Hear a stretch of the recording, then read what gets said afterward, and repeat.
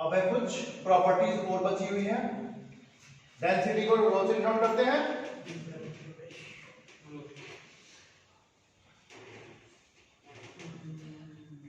Density क्या चीज होती है? डेंसिटी घनत्व की कोई बात परिभाषा mass per unit volume. Density rho is equals to mass per unit volume. ठीक है। सपोज कीजिए एक हमारे पास 1 स्क्वायर मीटर का एक बॉक्स है, लंबाई गुणा चौड़ाई गुणा ऊंचाई उसकी एक एक एक है, तो 1 स्क्वायर मीटर हो जाएगा, 1 क्यूबिक मीटर हो जाएगा। ठीक है। उसमें जितना मास आ रहा है, पानी आ रहा है वो आएगा, मरकरी की वैल्यू कुछ और होगी, एयर की वैल्यू कुछ और होगी। ठीक है। तो उस चीज की वो डेंसिटी हो जाएगी। यूनिट इसकी केजी पर क्यूबिक मीटर, केजी मास की वॉल्यूम की क्यूबिक मीटर। ठीक।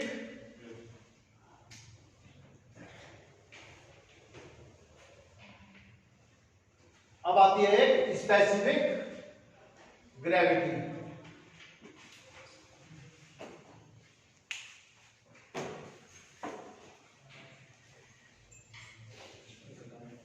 स्पेसिफिक ग्रेविटी वो होगी जैसे आपने पेट्रोल पंप पे गया था पेट्रोल लेने, पेट्रोल एक चीज लिखी होती है, पता नहीं आती या नहीं आती, उसकी स्पेसिफिक ग्रेविटी पेट्रोल की लिखी हुई होती है लगभग 0.7। ठीक, 0.78 करके होती है। तो स्पेसिफिक ग्रेविटी होती है किसी भी सब्सटेंस की डेंसिटी डिवाइडेड बाय पानी की डेंसिटी। ठीक है। पानी की 1000 होती है, पानी की डेंसिटी 1000 होती है, मतलब 1 क्यूबिक मीटर में 1000 किलो पानी आता है। लंबाई गुणा चौड़ाई में करेंगे तो 1000 किलो पानी आएगा। ठीक है, ये चीज। और सपोज कीजिए पेट्रोल की हो जाएगी लगभग कितनी हो गई है फिर? किसकी? पेट्रोल की। डेंसिटी की यूनिट दोनों की सेम है, तो स्पेसिफिक ग्रेविटी की कोई यूनिट नहीं होगी। Specific gravity of mercury, mercury का फॉर्मूला Hg। मरकरी की डेंसिटी कितनी बताई थी?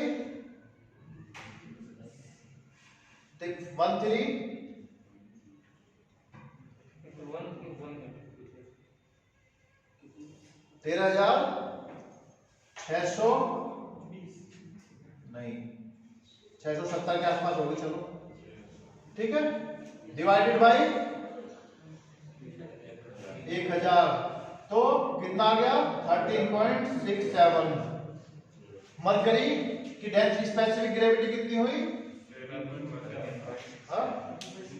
13.6। इसका मतलब ये 1 से कम है तो ये पानी से हल्का हुआ, तो ये पानी के ऊपर तैरेगा। 1 से ज्यादा है, पानी से भारी है, तो पानी में डूब जाएगा। ठीक है। तो इस तरह से स्पेसिफिक ग्रेविटी आई थिंक समझ में आ गई होगी। Specific gravity. नाउ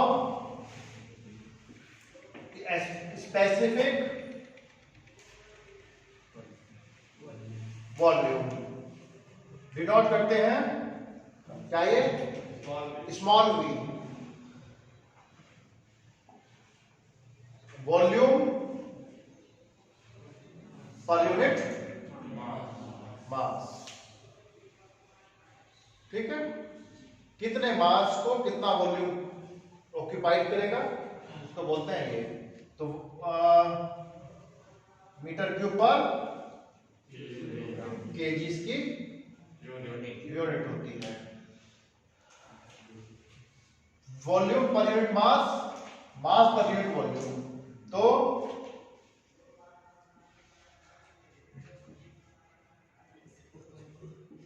दोनों एक दूसरे के अपोजिट होंगे, ठीक, इनवर्सली प्रोपोर्शनल होंगे, ठीक है। स्पेसिफिक वॉल्यूम और density. Specific volume thermal engineering में बहुत ज्यादा आता है, इसलिए स्पेसिफिक वॉल्यूम का ध्यान रखना है। Specific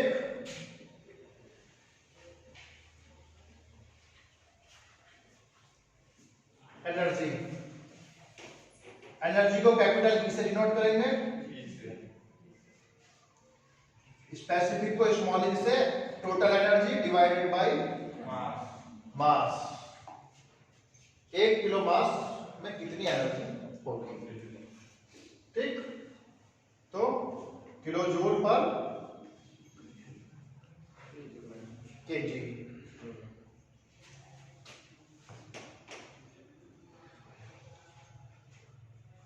specific entropy, small s से डिनोट करते हैं, कैपिटल एस से टोटल एंट्रोपी। तो ये यूनिट होगी इसकी kilo joule per kg calorie, ठीक। Another specific